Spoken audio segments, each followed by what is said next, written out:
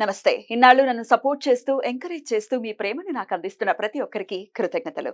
అలాగే ఈ వీడియో కూడా ఖచ్చితంగా మీకు ఉపయోగపడుతుంది. లైక్, షేర్ అండ్ సబ్స్క్రైబ్ చేసి మీ సపోర్ట్‌ని నాకు అందించండి. అలాగే ఈ వీడియో పట్ల మీకున్న అభిప్రాయాన్ని కామెంట్ సెక్షన్‌లో కామెంట్ చేసి తెలియజేయండి. ఇప్పుడు వీడియోని చూద్దాం. నమస్తే, వెల్కమ్ టు అవర్ ఛానల్. నేను పద్మిని. ప్రస్తుతం మనతో పాటు ప్రముఖ ఆధ్యాత్మికవేత్త, వేద పండితులు, శ్రీ విద్య స్పిరిచువల్ సొసైటీ వ్యవస్థాపకులు, ఆగమ కేసరి శ్రీ చిర్రావూరి శ్రీరామ్ శర్మ గారు మనతో పాటు ఉన్నారు. మాట్లాడదాం. నమస్కారం అండి. మహాలయ అమావాస్య వస్తోంది. డెఫినెట్ గా ఒక డీవియేషన్ అయితే ఉంది ఈ అమావాస్యకి.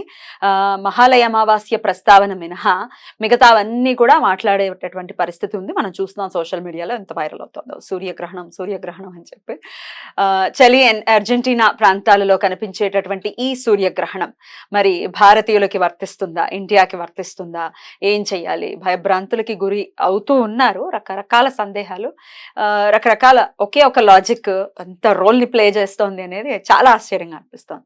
ఉన్నది ఒకడే సూర్యుడు, సో ఆయనకు పడుతోంది కాబట్టి మన వంతుగా మనం చెయ్యాలి అని. దీన్ని ఎలా చూస్తారు ఒక పండితులుగా?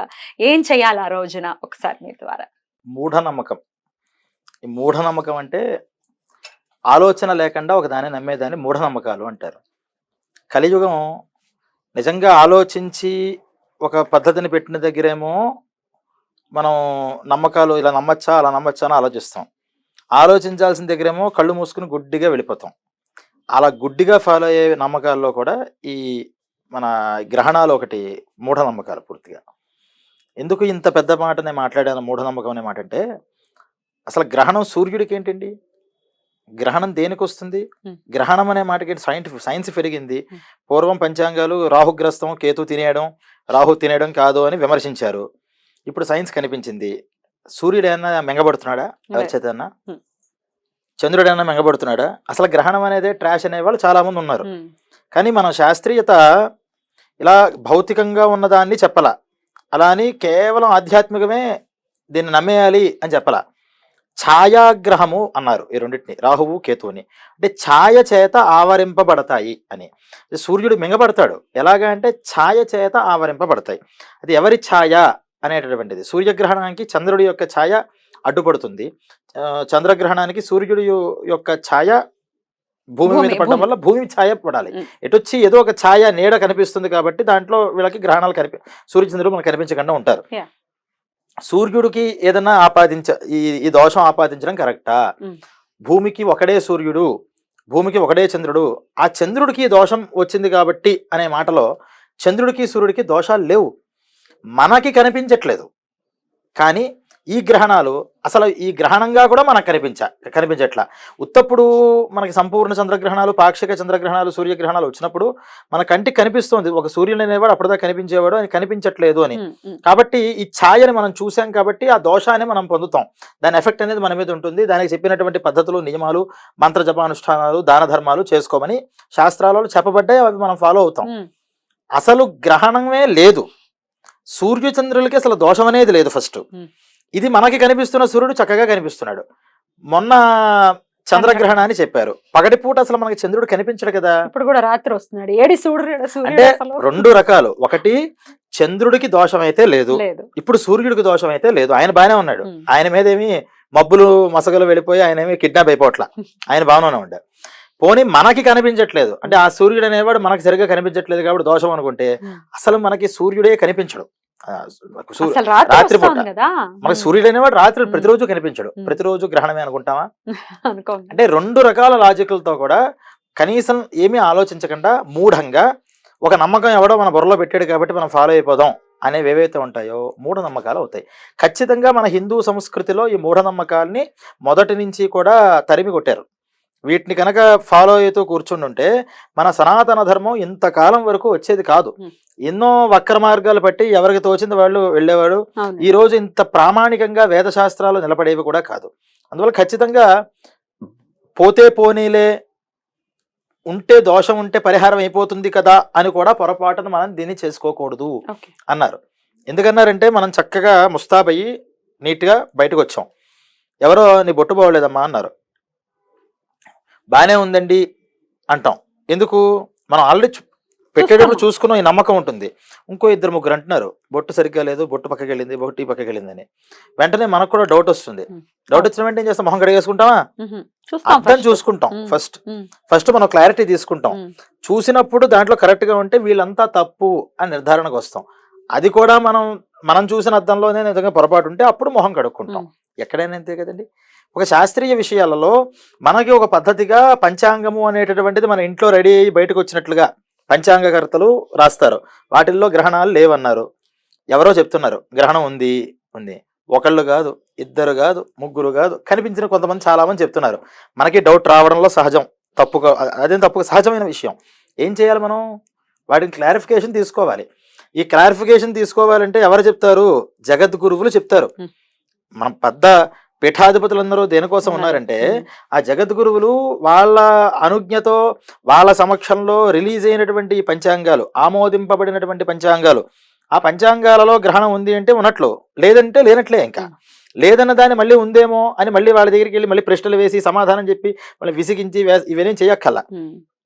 ఇలా జగద్గురువుల చేత ఆమోదింపబడినటువంటి పంచాంగాల్లో కానీ, పోనీ జగద్గురువుల ఆచరణలో కానీ, కొన్ని పంచాంగాల్లో ఒకటి ఉండి వాళ్ళు గ్రహణ పూజలు గ్రహణ జపాలు చేస్తే తప్పు, వీళ్ళెవ్వరూ ఆచరించినప్పుడు ఓహో ఇది మొహం మీద మచ్చలేదు కానీ వీళ్ళందరూ మనం కన్ఫ్యూజ్ చేస్తున్నారు అనమాట అని మనం నిర్ధారణ రాకుండా ఏమోలే ఇంతమంది చెప్తున్నారంటే వాళ్ళకి ఉండొచ్చు అని మొహం కడిగేస్తున్నాం అంటే మన కళ్ళని మనం నమ్ముకోనట్టే కదా.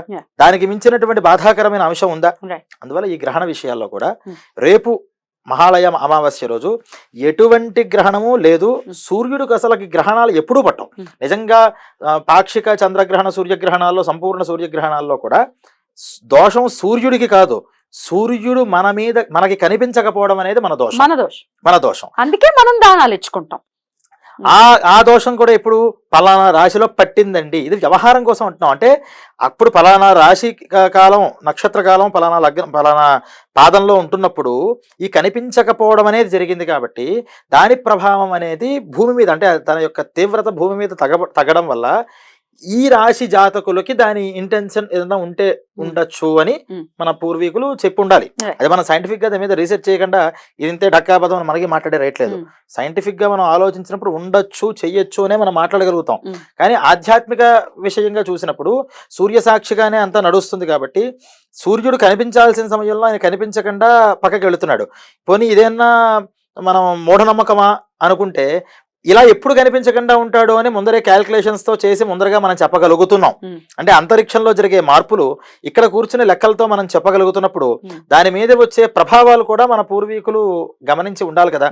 అందువల్ల వాళ్ళు చెప్పిన పద్ధతుల ప్రకారం అప్పుడు చేయాల్సిన పరిహారాలు, ఉపాయాలు ఇవి మనం ఆచరించుకోవడంలో తప్పులేదు. కానీ అసలు గ్రహణం సూర్యుడికి ఉంది అని సూర్యుడికి గ్రహణం ఆపాదించడం వల్ల ఎంత దోషమో తెలుసా అండి. అసలు ముఖ్యంగా దేవతల విషయంలో ఒక నిందలు వేయకూడదు ఎప్పుడు కూడా. అందుకనే మనం దేవుళ్ళని కూడా చాలా గౌరవంగా మర్యాదగా చూస్తూ ఉంటాం. దేవుడి విషయంలో ఏదైనా పొరపాటు మాట్లాడినా వెంటనే లెంపలేసుకుంటాం ప్రతి ఒక్కళ్ళం. ఎందుకంటే మనం తూలనాడి మాట్లాడే, అంటే ఈ దోషాలన్నీ దానికి ఉన్నాయి. శని భగవానుడు చాలా మంది తిడుతుంటారు శని శని అని. వాళ్ళకి నిజంగా శని యొక్క తీవ్రత చాలా ఎక్కువగా వాళ్ళ మీద పడుతుంది దశాంతర దశలు వచ్చినప్పుడు. అందుకని ఇటువంటి విషయాల్లో సూర్యుడికి దోషం ఉంది, సూర్యుడి గ్రహణం పట్టింది ఈ మాటలు మాట్లాడడమే సరైన పద్ధతి కాదు. అందువల్లే రాహుగ్రస్త సోమోపరాగము అంటారు దాన్ని. ఉపరాగం అనే మాటతో వ్యవహరిస్తారు, సూర్యగ్రహణం అనే సంకల్పంలో చేరు. సోమోపరాగ మహాపర్వణి పుణ్యకాలి అంటారు. పైగా అందరం జపం చేస్తున్నప్పుడు గ్రహణ సమయాల్లో స్నానాలు, దానాలు, జపాలు ఏం చేసినా కేతుగ్రస్త సూర్యోపరాగ మహాపర్వణి పుణ్యకాలే అంటే కేతుగ్రస్తమైనటువంటి ఈ ఉపరాగం ఏదైతే వచ్చిందో అది పుణ్యకాలం, మహాపుణ్యకాలం.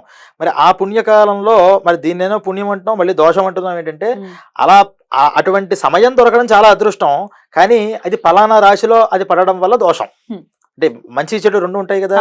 అలా ఉపరాగం కలిగినప్పుడు ఆ సమయంలో మనం చేసేటటువంటి మంత్రాల యొక్క ఉద్ధృతి పెరుగుతుంది, వాటిలో తీవ్రత పెరుగుతుంది అని దీనికి మంచిదే.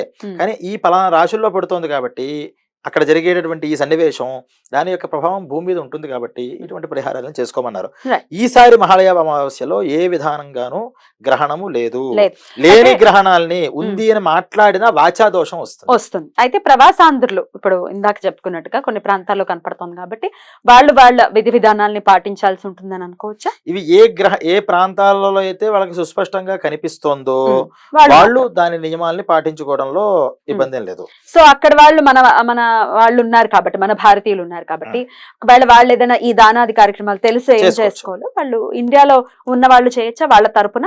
ఇది చాలా ముఖ్యమైన ప్రశ్న. ఉమ్. అసలు ఏ దానం అయినా సరే స్థలం అనేది కావాలి. ఫారెన్ లో ఉండి మేము అక్కడ దానం చేస్తాము అన్న దాన ఫలితాలు రావండి, పూర్తిగా రావండి. రావు.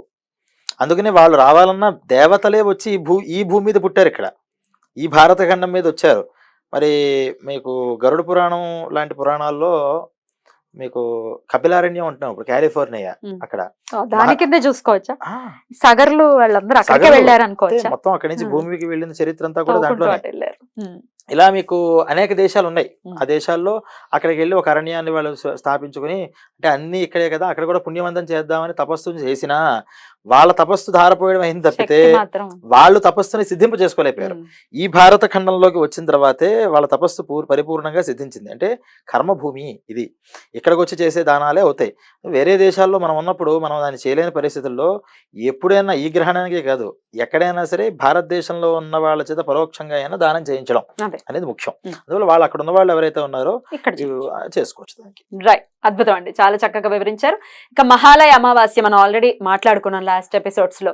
మహాలయ అమావాస్యని ప్రతి ఒక్కరు కూడా వినియోగించుకోవాలి. అసలు మనం చేయాల్సిందే మహాలయ అమావాస్య కాబట్టి ఇక గర్భిణీ స్త్రీలు భయపడడాలు.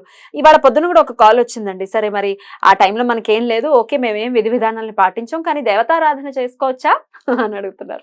రాత్రి 9ంటికి మొదలవుతున్నటువంటి ఈ సూర్యగ్రహణం. చేసుకోకూడదండి. చేసుకో- అకాలే కాలపూజాచ అబ్ద పుణ్యం వినశ్యతి అని ఉంది. అమ్మో. అంటే ఏ సమయంలో పూజ చేయమంటారో ఆ సమయంలో మానేసి నాకు తోచినప్పుడు నేను చేస్తాను అంటే ఉమ్. సంవత్సరం పాటు చేసిన పూజా ఫలితం అంతా ఒక్క అకాలంలో చేసిన పూజ వల్ల పోతుంది. అరే బాబాయ్. ఇది చిన్న విషయం కాదు. ఉమ్.